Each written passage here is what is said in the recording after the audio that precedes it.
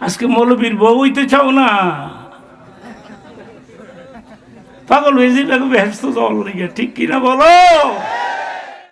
গ্রামের মহিলারা, আমি একটা কথা বলে যাচ্ছি, কিন্তু গ্রামের মহিলারা শহরের মহিলাদের চাইতে কয়েকশো বছর আগে জান্নাতে চলে যাবে। গুলশানে, বনানীতে, ধানমন্ডিতে যে সমস্ত মহিলারা, ওরা আমাদের দেখলে মনে করে এগুলি মানুষ না। আমাদের লম্বা কর্তা মর্তা দেখলে মনে করে এগুলি জিনজাত বোধ হয়, নাহলে আলাদা সেপারেট কোন জাতীয় বোধ হয়, আমাদের লাইক করে না।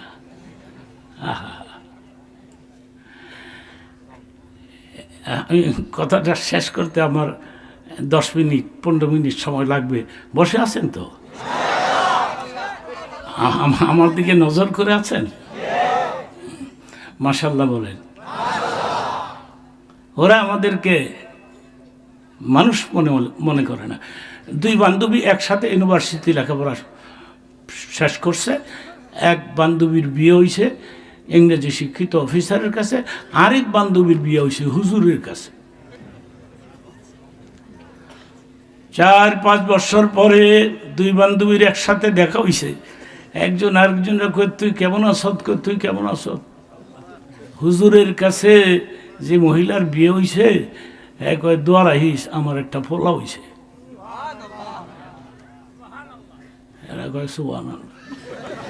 চিন্তা করেন, মাথা ঠিক নেই। এই যে দেখেন এখন বলতেছে তোর তোর ছেলে হয়েছে, তোর না হুজুরের কাছে বিয়ে হয়েছে। তাহলে আমার বিয়ে শাদী করতাম না, বাচ্চা টাচ্চা হইতাম না।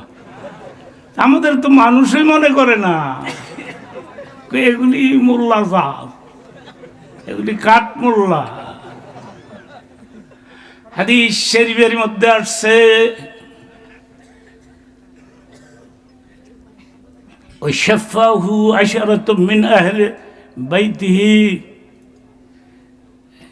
অর্থটা করব সুবহানাল্লাহ, চিল্লায় কখন লাগবো? রেডি? হাদিসের মধ্যে নবীজি ইরশাদ করেছেন, একজন মাওলানা হাসরের ময়দানে তার বংশের থেকে বিনা হিসাবে 10টা লোক জান্নাতে নিতে পারবে। শাফাহু আশারাতুম মিন আহলি বাইতি।